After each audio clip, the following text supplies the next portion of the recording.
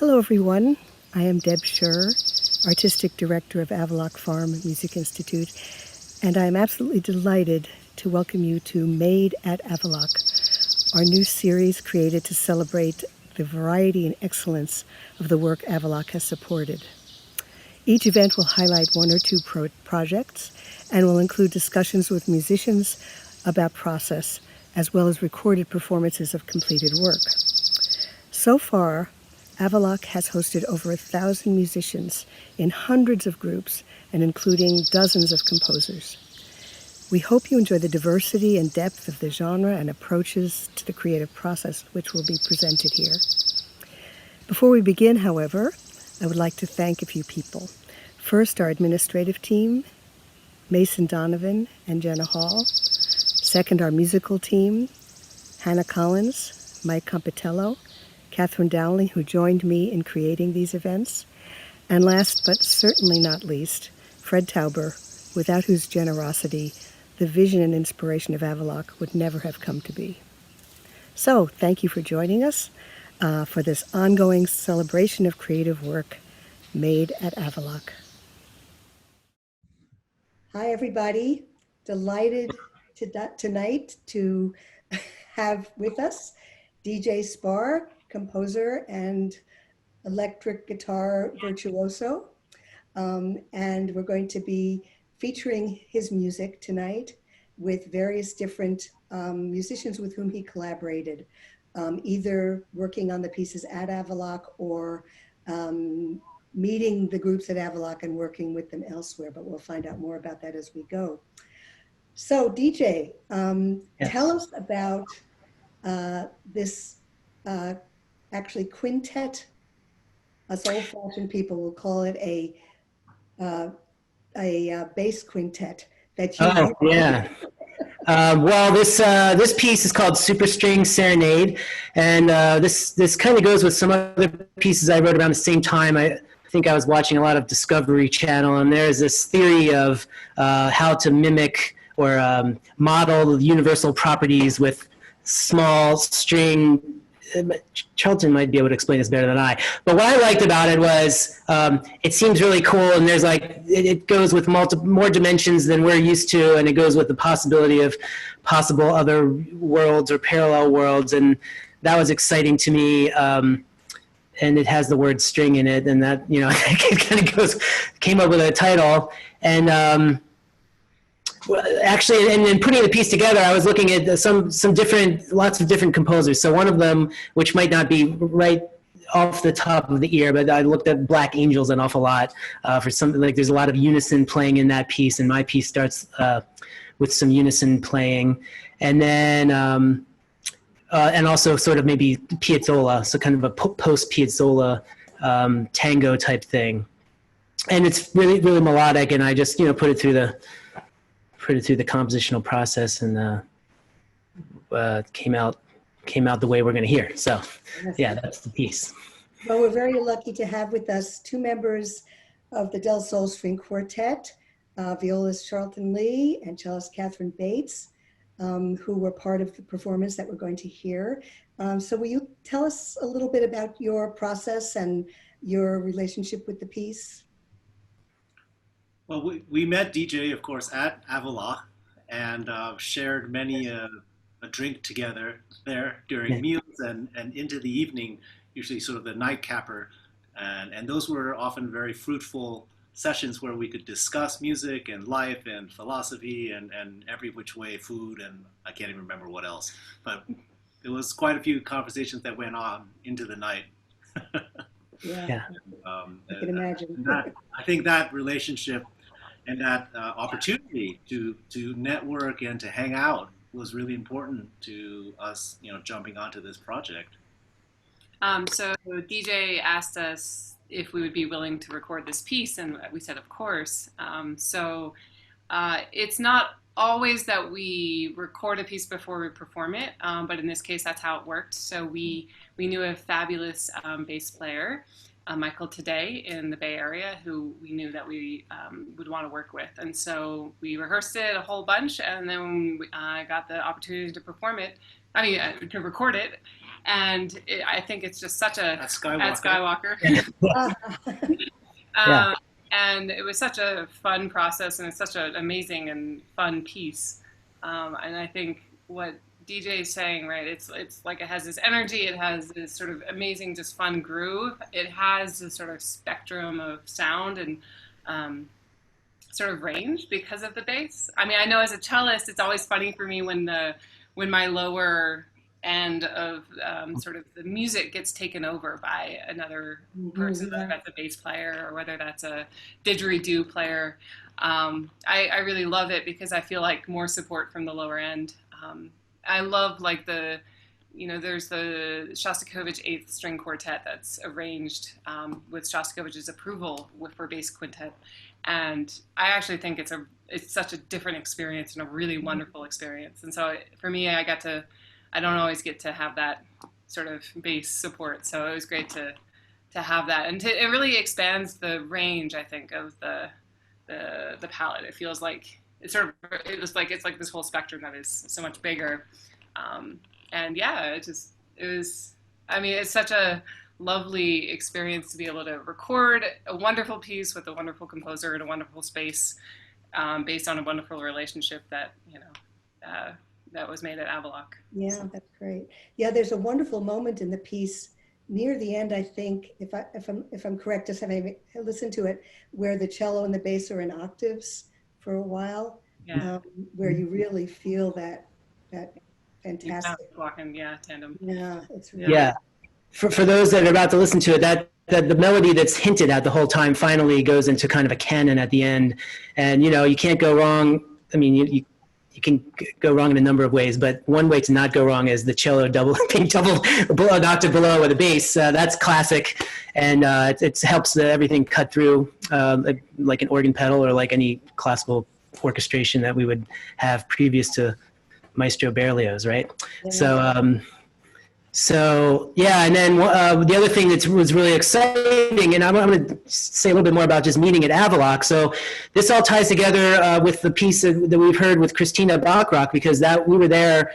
Kristina and I were there in our second session. I think when Del Sol was there, and Lee Trio was there too. So and then I sometimes bring things to share, and then we sit up in the porch and shoot the breeze about music and stuff, and I quite quickly bonded with Kathryn and Charlton, and that I always get excited if someone says they would like. You can always say no to something. So if someone says, "Well, we're happy to record," that to me is a check plus. So thank you.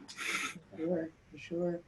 And there are various different interesting sounds in it. I just having listened through the recording. And I couldn't help but feel, DJ, that there are moments when there's no doubt that there's some electric guitar, that sort of Van Halen meets Charles Ives or something like that. I used to not want to be a guitar composer, but these days I'll take any possible label that. I think it's in there, I didn't mean to label you, but it's a wonderful, wonderful sound. It's taken me about 44 years to realize that I've just been duplicating like what was in my room in high school, that's going through pedals and delay effects and distortion. And, you can orchestrate all that into non-guitar music. And that's, and then, I have a sensibility I listen to an awful lot of music with drums and rock and roll and jazz and stuff. And I don't hide it. I don't do it on purpose. It just, it just comes out now. I'm not too worried about. I mean, one of my jokes is you could take modernist music and put a drum beat under it, but that's not what I'm doing. It's just there. So. I do feel like it's, we recently listened to this again, and it's been a bit of a distance. So it was nice to come back to the piece, and we were both laughing and smiling because it's so DJ, it's so you, it's so. The DNA of it, it's just, it kind of bubbles over from your personality, which I love. And like those sounds, I remember working on it, and, we knew that you had electric guitar background. So we knew what these, the Ponticello sounds meant and what we were going for. And it just was so clear. And at the same time, right, the evolution of the piece is just, it feels like somehow a musical, portrait of you, which is fun. listen back and like, oh, I hear you in the piece. Well, I think what also is interesting is that the technique, the ponticello technique, which we're using, playing very close to the bridge in order to get that sort of electric sound. A lot of other composers use that for a more ominous or dark or kind of spooky. Oh, yeah. And with you, it's just like unbridled joy. I think it's to turn up the amp. Yeah, I want it to be like, your amp is too loud and it's crunching. And the way you all described it and did it with, I'm not going to give away the secret, but there's a secret that Del Sol has about doing some of these licks with the ponticello stuff. And I've now sometimes said that in other rehearsals with people. I'm like, oh no, what you're trained to do is not as far. I mean, there's this thing you can turn it up past 10, right? So I used to have an amp that went up to 12 actually. So that's one way to do it. I think this recording goes up to 12. It's like, it's like a really pristine version of this piece. It's like well recorded at Skywalker Sound, and it's so nice to listen to. So is Skywalker Sound in San Francisco? Is that? So Skywalker Sound is the recording studio that's north of San Francisco. That is, no. George Lucas made it. Yeah. Skywalker Sound, yeah. It's part of it's on Skywalker Ranch, and so it's where they do a lot of the recording for videos, film, video games, TV shows, lots of things, and they do a lot of the Right. Obviously, I mean, it's on George Lucas's property, but now the studio's owned by Disney. Well, what a great opportunity I imagine it was a great opportunity to. It's always a joy to be at Skywalker. The team there is fantastic. We've worked with them many times, and they know us, and they're just incredibly professional, but also incredibly talented. And the space is great, and when I think DJ asked us, like, where would you want to record? And we said, if you can swing it, do Skywalker, because, it's a wonderful place to be and a wonderful, inspiring place to record music. Yeah, well, that comes through in the performance. Everything, the ebullience, the connection to each other, and the excellence of the technical parts of it. It really comes through beautifully. Anything else, Steve, you'd like to say about the piece? No, I think we're good on that. One thing that's interesting is that the Lee trio was also there. They came to the same session right after, so both of these were recorded in the same day. That must have been a pretty intense day for you. Actually, well, I'm quite happy to have experts on all levels, and the piece is already done and edited. And David Bowles, the producer, he has an ear that's as big as a continent, so he can hear what we need to have, and I felt pretty relaxed there actually. I think at some point I was just calling my friend saying, "Hey man, I'm in Skywalker, like check it out." But yeah, it's intense. It's a good intensity. So. Yeah. Well, it was our first recording with our newest violinist, Sam Weiser. Yes. Oh, he was part of it at that point. Already. Yeah. So the iteration of Del Sol right now with Benjamin Crete and Samuel Weiser as violinists, and it was really fun. It was an amazing first recording with Sam, and recordings can be stressful, and so it was a great chance to get to know you in a recording session in a way that it was just like, okay, you're like, man, you are Del Sol quartet material. Yeah. His sense of, you hear his, some of his solos on the first violin part, and just his sense of groove, and I just think the style that he brought to the piece is really fantastic. So. Well, that's nice too, because you're not doing a whole album on your own. You just go up there and knock out 9 minutes, and then see how it goes later. Well, I love the fact that this was the first time that you worked with Sam in this particular way, and that got you going. That's really wonderful. So you brought everything together, DJ, with this piece. Definitely. I like to connect people. It's good. I think they're already connected, but at least right. But there were no screaming matches or anything, so I guess that's good. Very good indeed. Well, why don't we listen to the piece? All right. Looking forward. Yeah.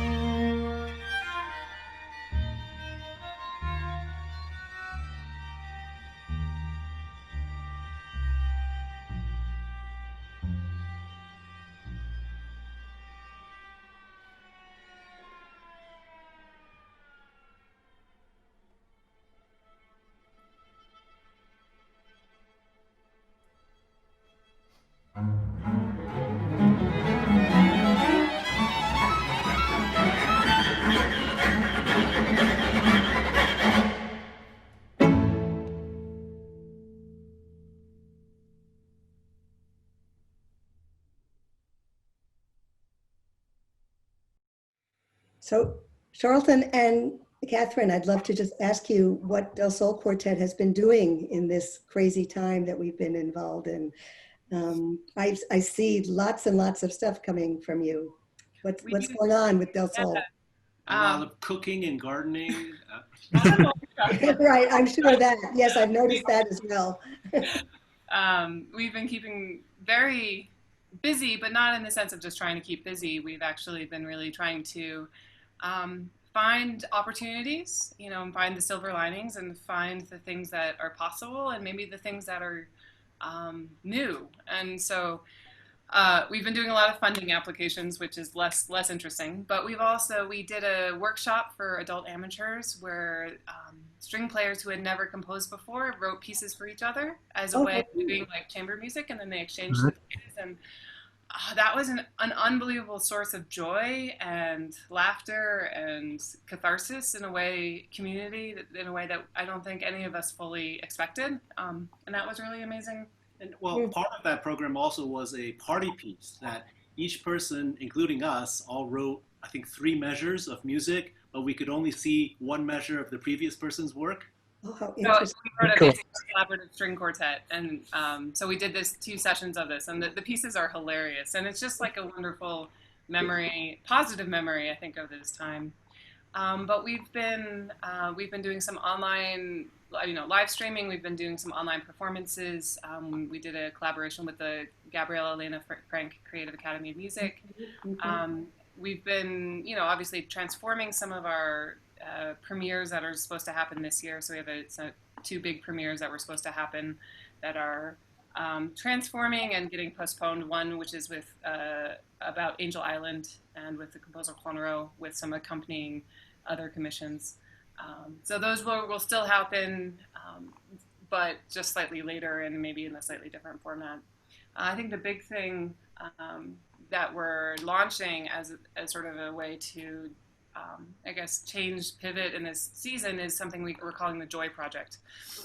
So we're commissioning short pieces that can be performed outside and to inspire joy in our community. And we're going around and performing in sort of safe but outdoor locations for the community, just trying to infuse a spirit of joy in this time. And it's amazing listening back to DJ's piece, because it's like, this is what we need right now. We need, I'm a person who loves minor keys. I'm a person who loves all the sad stuff. But right now, I really feel like we all need just a little bit of energy, a little bit of spirit.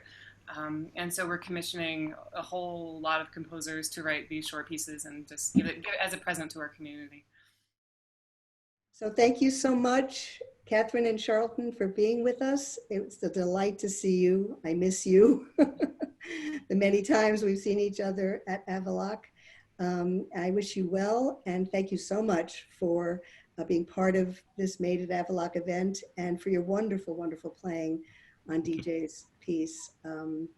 Look forward to seeing you again soon. Thanks so much Thank for you. having Thank us. you. We dream of coming back. Yeah. Yeah. Yeah. Well, I'm delighted to welcome the Lee Trio to our event this evening. Melinda Lee Masur, pianist, and Angela Lee, cellist. And pretty soon we're going to see Lisa Lee, violinist as well, who are also connected to DJ through Avaloch and recorded a piece of his, which we will hear later. So DJ, perhaps you'll tell us a little bit about this piece.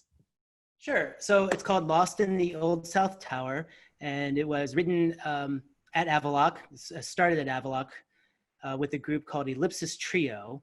And if I am not totally wrong, I think maybe I was the 2nd composer to go to Avaloch in the 1st season with Ellipsis Trio. And they had a commissioning idea for American ideas or something American kind of a commissioning project. And the idea I had was, because they were in Massachusetts, is I found that there was a book that came over on a boat and many years ago. And one of the things that's part of this is that this Ainsworth Psalter. It's a psalm book that came over, and I found there are a number of them, and the 37th one I was really attracted to. So that's the first melody you hear in this piece is this psalm tune, and there's a music process that goes along with it that each time it repeats, 2 of the notes are twice as quick.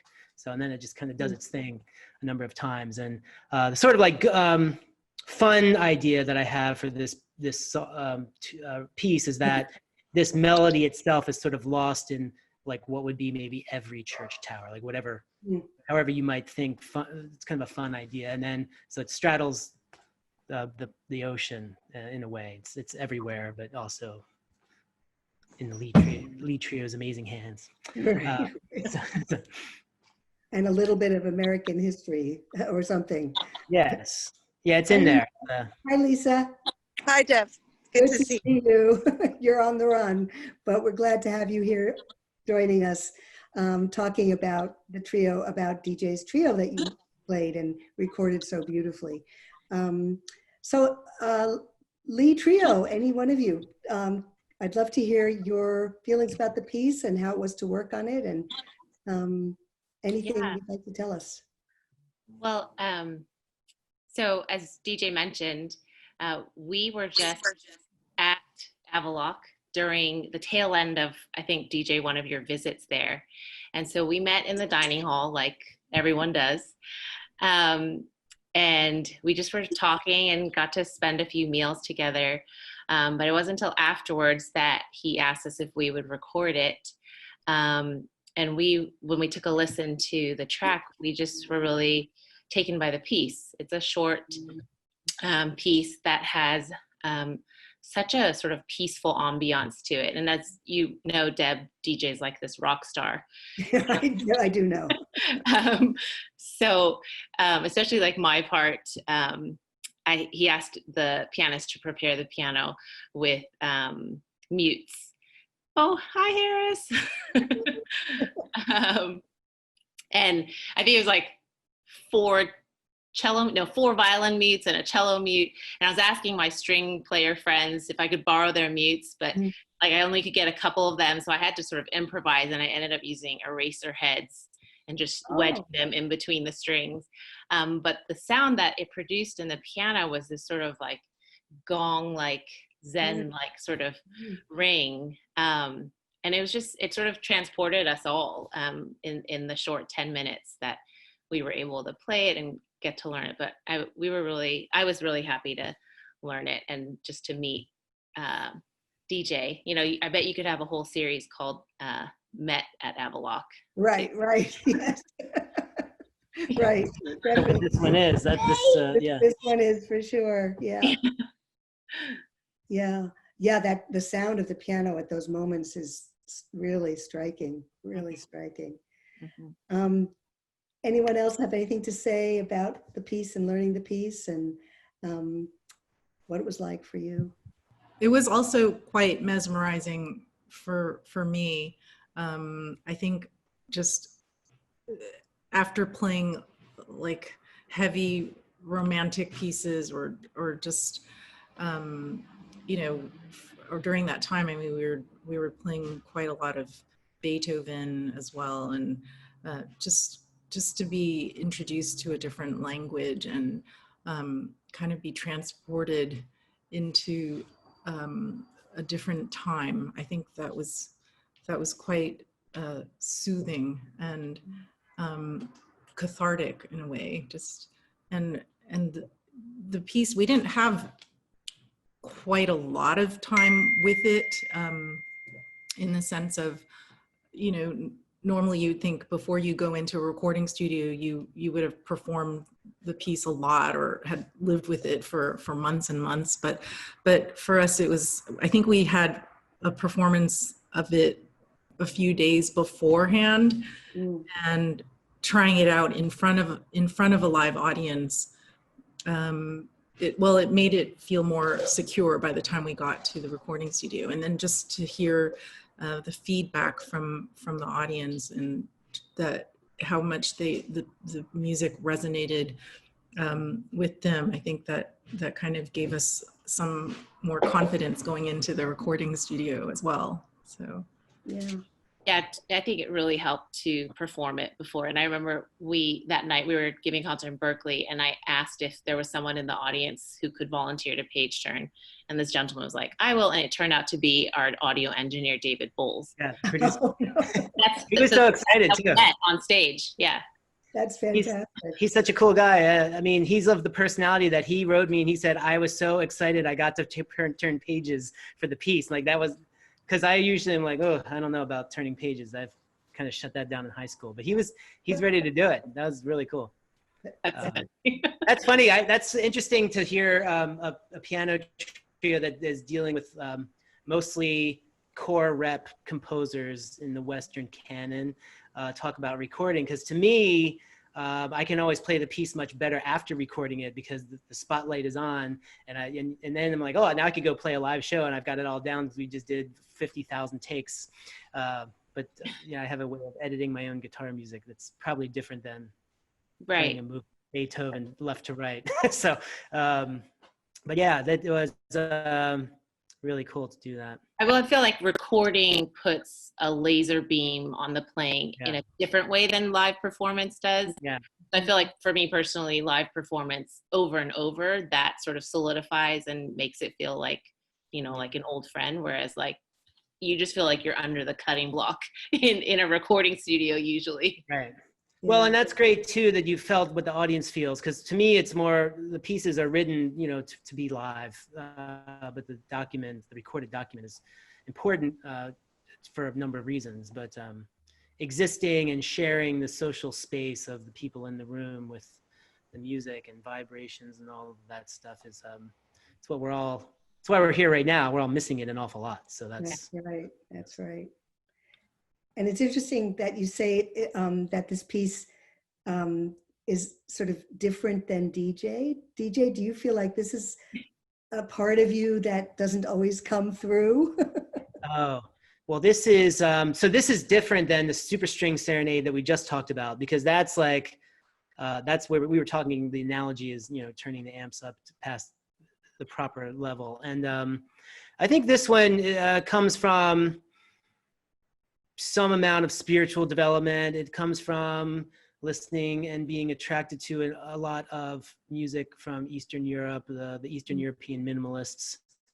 And because I'm not a modernist composer, and I really do like the way Overtone series resonates when everyone's jamming on it, I did at some point many years ago think that, well, if I'm not going to go, you know, in the modern kind of sounds, which I like them. I like these pieces and all that. I just don't, and I know how to write it. I just don't, it doesn't come out if I'm doing, you know, my personality or what I believe in for myself.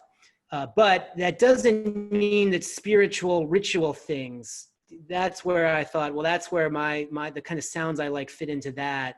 And going back to George Crumb or Arvo Pärt and all this, I mean, it's that kind of stuff is there. And in a way that I probably was getting into around the time of writing this piece, and continue now. So yeah. When did you write the piece? I believe that this is from 2014, 15, something. Yeah, it's. I could look. I mean, I could like dig it up. That's okay. But recorded, obviously recorded more recently than. Yeah, it's been around for a while, and this would line up with when I started, you know, doing the slow down and meditate stuff. So, which I am wired hot, you know, but so that I'm attracted to that kind of thinking because it slows down things a little bit. Yeah, well, it's wonderful to have the contrast of the different parts of your compositional and musical personality. Yeah, definitely. Huh. Lisa, how are you? Hi, Deb. Good to see you. And DJ again. Yes. Hello. Hi. Just re-listening to it today, I remembered it was such a flashback. Speaking about just the time when we were sitting in the studio, it was in a way meditative to perform it and to play it, even though we'd stop and do some, you know, short segments of it, but I thought it was really refreshing to listen to after such a long pause of time, and to revisit beautiful DJ. I just wanted to say it really captured a magnificent spirit. Even visually, I can imagine the scene, and the sparseness carried over in multiple dimensions. I mentioned to my sisters, when you did bring in, bits of melody, it was perfectly placed, and it would, I maybe I'm too idealistic, but I thought it brought in, like you could hear the way you use the pentatonics, and every interval kind of leap or suspension, you could hear kind of the land and the scenery and the landscape, and maybe even all the elements of the earth sort of coming together in a beautiful, seamless way. It was really magical. Not complimenting the playing, I'm just saying that the piece, the harmonies were really amazing. I'll compliment the playing, and then we can just write that down and quote that. That's good. That's what every composer wants to hear, by the way. So I'm sure that Those are the liner notes. yeah. I'll compliment the playing and the piece since I'm on the outside of it. But DJ, anything else you'd like to say before we listen to it? Probably not. But I think the one last thing is we hinted at it before, but there is a prepared piano part of this, which is just done with different cello and violin mutes on certain things, and that's to me the bell sound. And Yes. Melinda talked about it before, and then the melody goes, and you probably would want to go to a you want to take deep breaths and meditate and like go into that. Turn the lights down to listen to this one, I think. Absolutely. Yes. Well, everybody turn down your lights and let's listen to this wonderful piece played by the Lee Trio by DJ Sparr.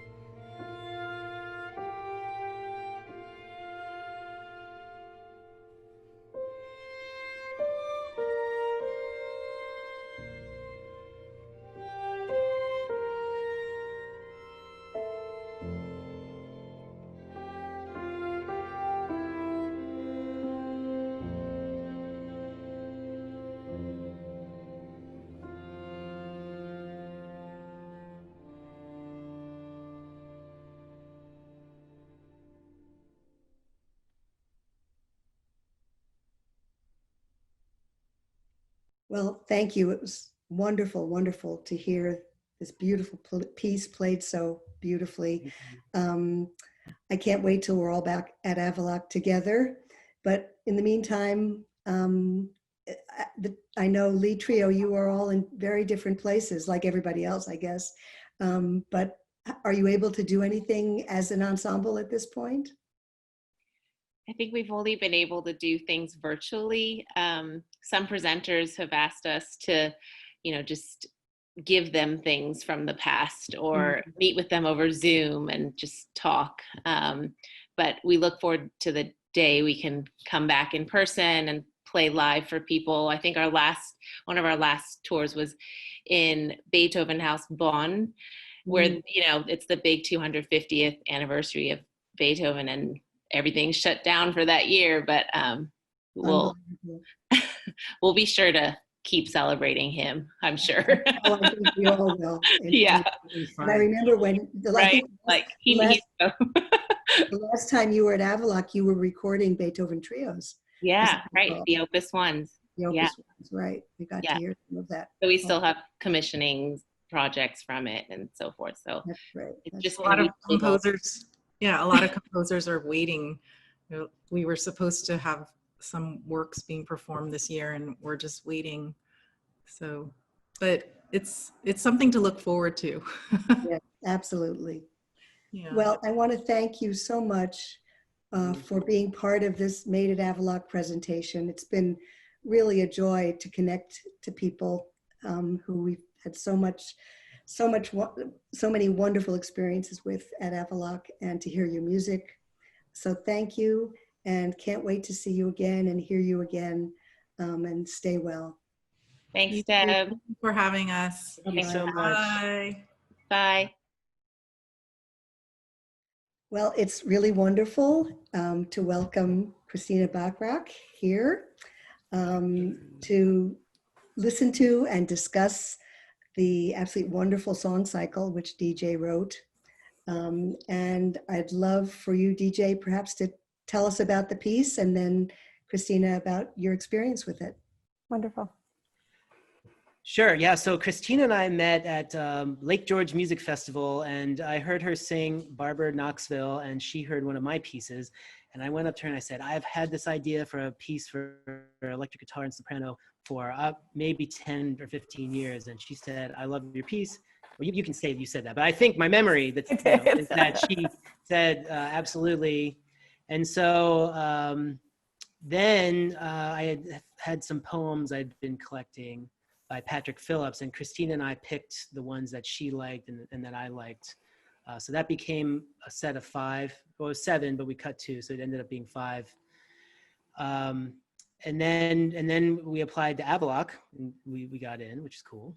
And Kristina fundraised the commission. So she called on her people and did this all herself to actually fund everything down to the plane tickets and the recording session and the commission and going to Avaloch. So that's really something everyone, it's not, well, it might be hard right now, but sometimes it's not hard. So it depends, it depends on how you think about it. You helped a little though, because we had a donation from your mom. I'm sure she wasn't donating on my account.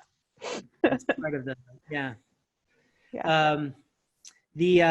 So what I did before I got to Avaloch was I set all of the text just on one line of music, the rhythms. But what happened at Avaloch, and this happened, it was magical. It was like Monday to Thursday. Kristina would come in, she would sing through what I wrote. I would revise it after lunch. We would do it again at night. And then, I'm not kidding you, all 5 songs were done in time to go record on I think Saturday or something. So it was really a 6-day process for 5 movements. And that's not ever happened to me in my whole life. So to do this, you have to have Kristina coming over every day and singing through. And I think of it almost like if you're a tailor, or it seems like you're creating a suit for someone or a dress. I don't know about dresses, but it's like this fits exactly to her voice, I think, because we would make adjustments that were musically that we both agreed on in order to make it swing. So. What a luxury to be able to do that, to create something so collaboratively. Yeah, for both of us. It doesn't happen anywhere else. If you go to other artist colonies as a composer, you don't have that. So that's what the composers at Avaloch, that's the advantage. Yeah, for sure. It And was how really was it cool. for you, Kristina?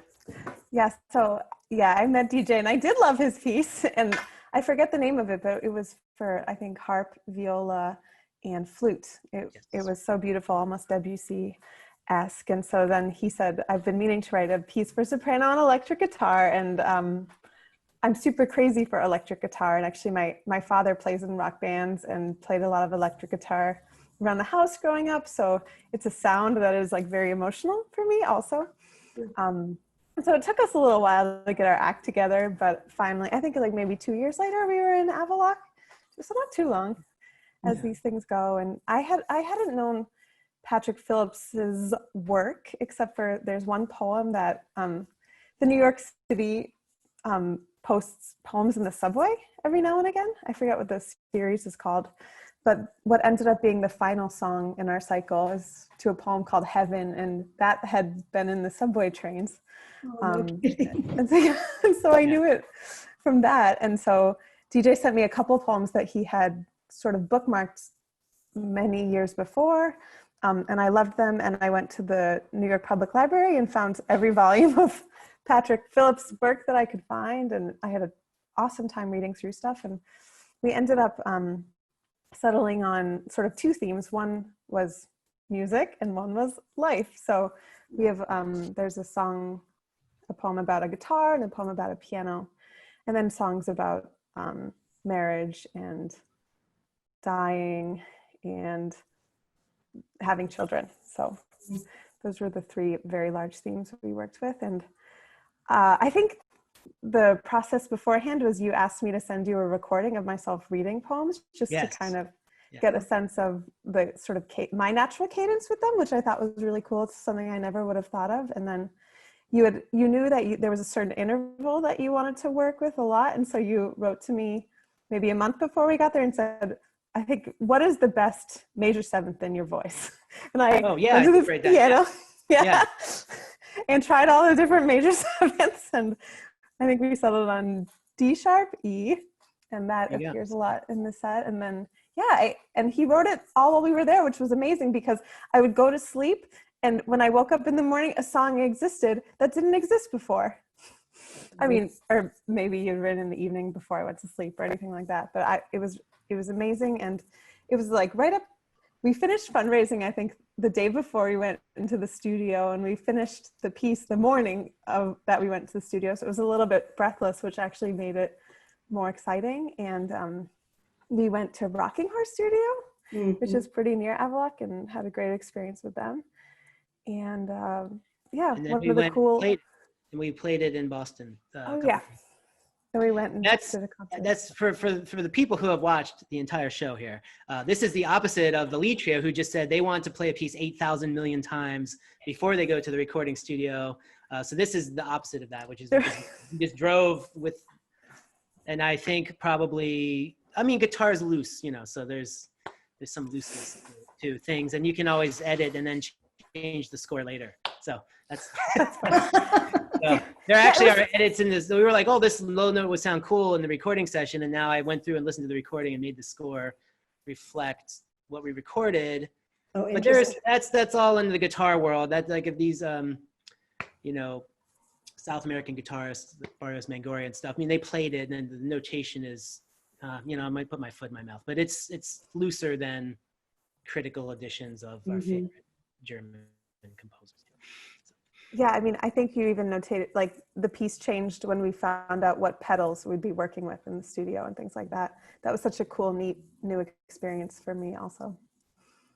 And then going back to the first piece I heard of yours, I think after you wrote this cycle, you said, this is what I imagine if Debussy had known the electric guitar, this is kind of what I would imagine he would have written. And I thought that was really neat. Well, yeah, in the sense of like, well, if you think of like, well, the harp has a plucked string, so and then the guitar can be really aggressive, so it's often that I would like to have the guitar not be aggressive, and so for this piece that was the approach. Well, the sonic world that you create with the guitar and the voice is absolutely amazing. I don't know if you remember, DJ, but I didn't get to hear you sing it live, but then I came just after you'd recorded it. I think I may have been the first person to hear the recording in your nice. studio. What an honor.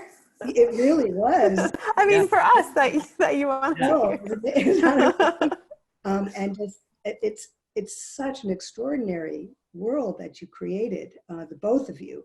And I was sort of taken aback, I have to admit, by the way that the guitar worked with the voice. It's really, I just think, an absolutely brilliant piece, and a wonderful setting of the poems. Does the poet know about this piece? Yeah, he's the coolest poet in the world. He's like, whatever, just do your thing. He knows about it. He's heard him, but I think, he's really in the poetry world. Mm-hmm. What he loves is how it looks on the printed page. And so he just says, do whatever you want. We have some paperwork that goes along with that. So that's great. And, but I found him by looking at people who had received awards from the American Academy of Arts and Letters. So I went through and just started reading everything from each year of people sort of around my age that had gotten stuff. And that's where I found these right off the bat. They like resonated. And then before it was on the subway system, I had, because it took so many years, so. There had been another group who had set these, or were you going to address this? Yeah. It was like, go ahead. Sorry, it's kind of fun because some of these are actually, he let a rock band set them. So there's actually rock band versions of these that, oh my gosh, like they're very different. And I listened to them. I didn't know about them until this was long done. So, but they're fun too. So. They work okay as far as you're concerned? Since you're an expert in both worlds. Oh yeah, they're fine. They're awesome. Yeah. The other thing is that when the CD, go. When the CD was released, somehow the last song of the cycle ended up on like some sort of meditation playlist or like yoga playlist in Denmark. And so somehow that one song got like thousands and thousands of plays right off the bat. So we call it our greatest hit. Yeah, right. That's in the world of Spotify. For us, that's a number of plays. But if you're, whoever the pop but artist. It's so wonderful to go from the beginning to the note that starts, goes through the end to come to the end back. It is the same note, isn't it? Yeah. B. Yeah, B. Yeah, so I thought, yeah. The hangover from writing all the melodies out on one. I'm just going to play that one note again. But it's so powerful. It works so wonderfully. Bringing it all together. Really, really wonderful. Yeah. Well, we should listen to this terrific song cycle by DJ Sparr, performed by DJ Sparr and Kristina Bachrach. In words by Patrick Phillips. Thank you. Thank you.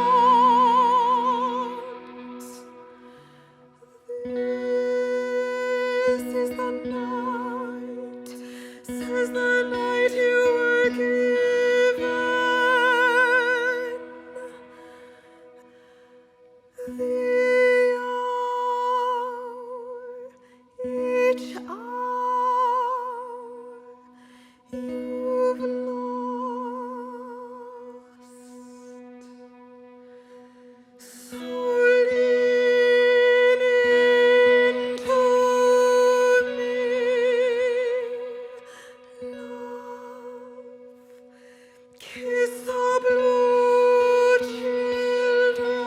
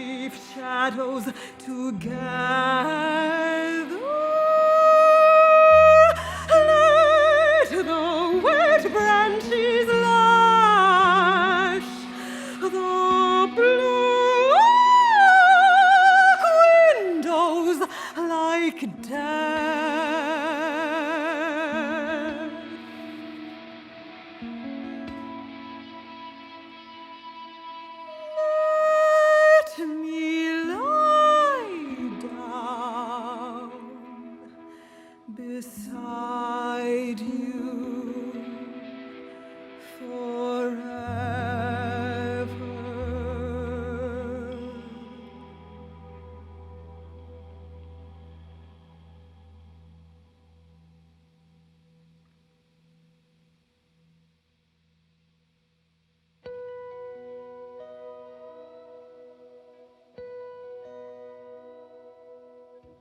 It came with the scratches from all the belt buckles, palm dark with their sweat, like the stock of a gun. An arc of pick marks cut clear through the lacquer, where all the players before me, one strummed, one thumbed these same latches where it sleeps in green velvet, one sang as I sing.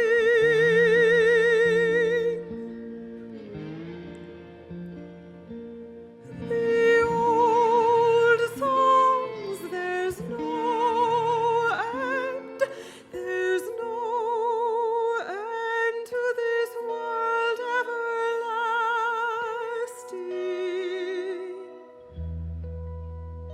We crumble to dust in its arms.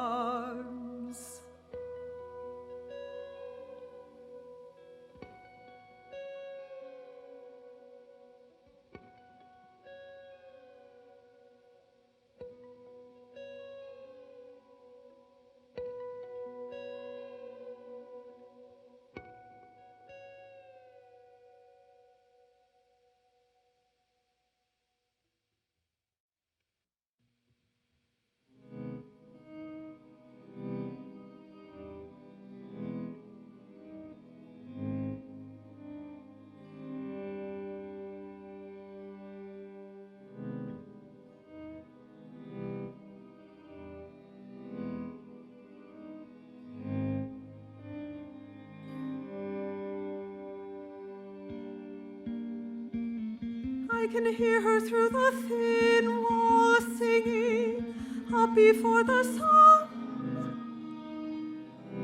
Two notes, a kind of hushed half breathing each time the baby makes that little moan. Can hear her trying not to sing, then singing anyway.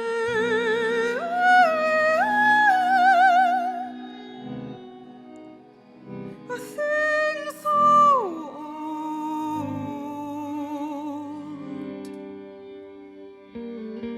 it might as well be tight or Minoan, and so soft no one would ever guess that I myself once sang.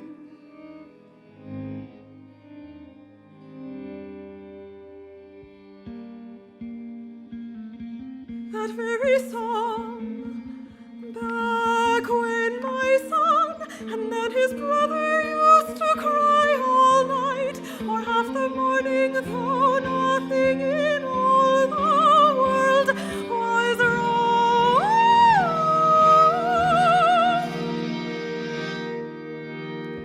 And now how strange to be the one from next door.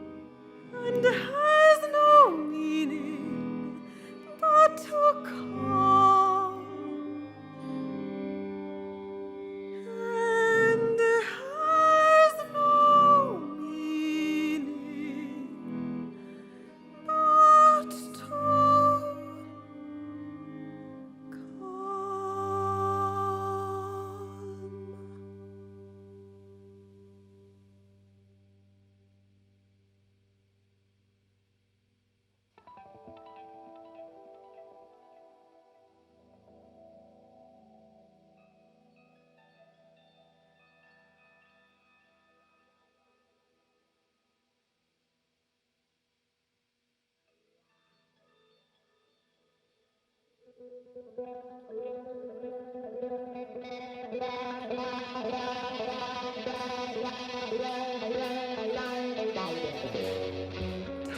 by your goodness, I am like that grand piano we found one night on Willow Bay that someone had smashed and somehow heaved through an open window.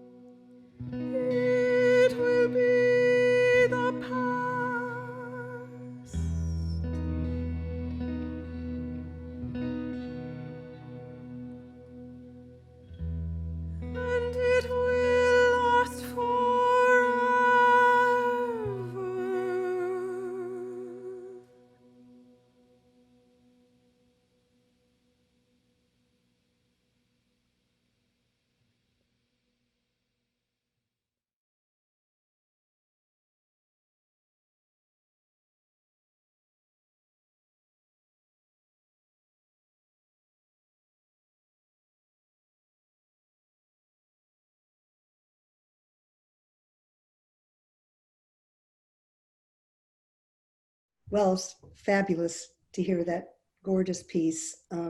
Is there anything else you'd like to mention about your experience of creating it?